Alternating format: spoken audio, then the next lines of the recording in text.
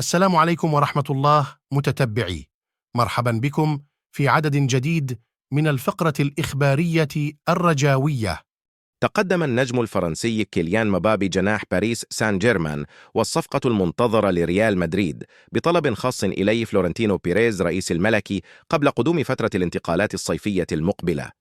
ووفقا لما نشره برنامج التشيرنجيتو الإسباني، إن مبابي طالب رئيس ريال مدريد بضم المغربي أشرف حكيمي صاحب 25 عاما إلى صفوف المارينغي الصيف المقبل، رغم امتداد عقده مع نادي العاصمة الفرنسية حتى يونيو 2026.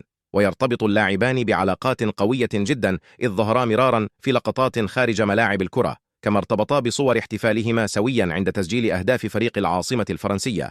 ولعب حكيمي مع ريال مدريد خلال الفترة من 2017 حتى 2020 بعد تصعيده من الكاستيا، وتم إعارته إلي بوروسيا دورتموند ثم بيعه إلي إنتر ميلان ومنه ريال مدريد، وأحرز هدفين وصنع هدفا، وتوج مع الملكي ب4 ألقاب أبرزها دوري أبطال أوروبا 2018، فيما ينتهي عقد مبابي مع باريس في الصيف المقبل، حيث ذكرت تقارير أنه وقع بالفعل عقود انتقاله إلى ريال مدريد حتى صيف 2029، ويضع اللمسات الأخيرة على إتمام التعاقد بينهما اعتبارا من أول يوليو المقبل، بعد الاتفاق على حصول جناح باريس سان جيرمان على نسبة 8% من حقوق الصورة تعويضا له عن تخفيض راتبه مع الملكي.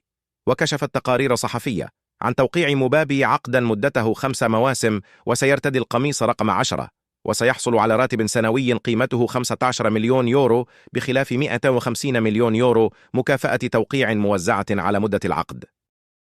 أعلنت الجامعة الملكية المغربية لكرة القدم اليوم الخميس 29 فبراير 2023 تعيين طارق السكتيوي مدربا للمنتخب الوطني لأقل من 23 سنة بدلا من عصام الشرعي. وياتي هذا التغيير في إطار النهج الجديد للجنة المنتخبات الوطنية، والمتمثل في التنسيق والتواصل بين الأطر التقنية لكافة المنتخبات الوطنية. وتقدمت الجامعة الملكية المغربية لكرة القدم بالشكر الجزيل لعصام الشرعي لما قدمه خلال إشرافه على المنتخب الوطني لأقل من 23 سنة. زعمت صفحات رجاوية انتقال نجم البطولة لفريق الرجاء، وكشفت مصادر رجاوية أن الرجاء نجح قي إقناع مدافع اتحاد تواركا أيمن الديراني بالانتقال لفريق الرجاء الصيف القادم. وأعلنت المصادر ذاتها أن الديراني وافق على حمل ألوان النادي الأخضر ابتداء من الموسم المقبل، موقعا على عقد مبدئي. مقالات ذات صلة.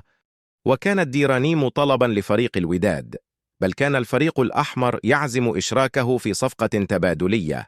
ويبلغ ديراني من العمر 22 ربيعا، ولعب في الفترة السابقة لكل من نجم الشباب والطاس وشباب المحمدية واتحاد تواركا، هذا الأخير حمل ألوانه منذ غشة 2021. لا تنسوا الاشتراك في القناة وتفعيل الجرس وترك تعليقاتكم على الفيديو لكي يصلكم الجديد.